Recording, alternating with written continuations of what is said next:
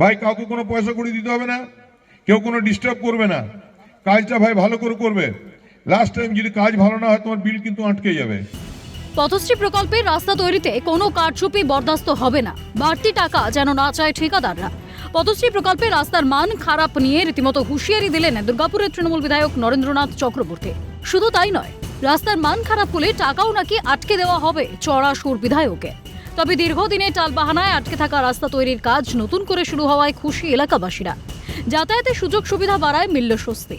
পারাপারের জন্য বর্ষাকালে তো খুবই অবস্থা খারাপ হতো, মানে হাঁটুকুম ভর্তি একদম পুরো কাদাতে অবস্থা মানে শোচনীয় ছিল। সেই অসুবিধা থেকে আমাদের মাননীয় বিধায়ক নরেন্দ্রনাথ চক্রবর্তী, আমাদের প্রিয় দাদা, সেই অসুবিধা দীর্ঘদিনের সমস্যা থেকে মুক্তি দিলেন। কিন্তু পথশ্রী প্রকল্পের রাস্তার উদ্বোধন করতে এসে দুর্নীতি রুখতে কড়াকড়ি যেন কাল হলো পাণ্ডবেশ্বরের তৃণমূল বিধায়কের।